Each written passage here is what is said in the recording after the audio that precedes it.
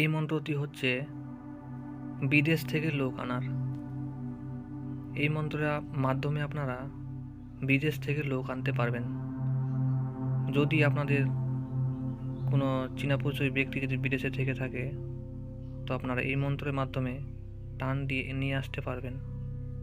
দেখা গেল অনেক ক্ষেত্রে রাগারাগি করে অনেকেই বিদেশ চলে যায়, তো আপনারা এই মন্ত্রের মাধ্যমে বাড়ি থেকে টান দিয়ে তাকে বাড়িতে নিয়ে আসতে পারবেন। সেটার নিয়ম কি? নিয়ম হচ্ছে শনিবার অথবা মঙ্গলবার সন্ধ্যার সময় একটি তুলসী পাতা নেবেন। তুলসী পাতা নেওয়ার পর আজকের দেওয়া এই মন্ত্রটি আপনারা একবার পাঠ করবেন। একবার পাঠ করার পর হাতের আঙ্গুলে একটু সিঁদুর নেবেন। সিঁদুর নিয়ে একবার মন্ত্র পাঠ করে সেই আঙ্গুল দিয়ে সিঁদুর লাগিয়ে তুলসী পাতাকে টান দেবেন। একবার মন্ত্র পাঠ করবেন আর যে সিঁদুরটা লাগিয়েছেন আঙ্গুলে, হাতের আঙ্গুলে, সেটা দিয়ে একবার উপর থেকে নিচে টান মারবেন।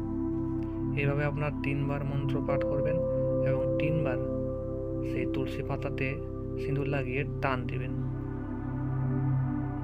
তারপর আপনারা 3বার করার পর সেই তুলসী পাতাটা নদীর জলে ভাসিয়ে দেবেন। তাহলে আপনাদের কাজ হয়ে গেল। এবার আপনারা কিছুদিনের মধ্যেই তার ফল পেয়ে যাবেন। এই কাজটি আপনারা বাড়ির মেন দরজায় দাঁড়িয়ে করবেন।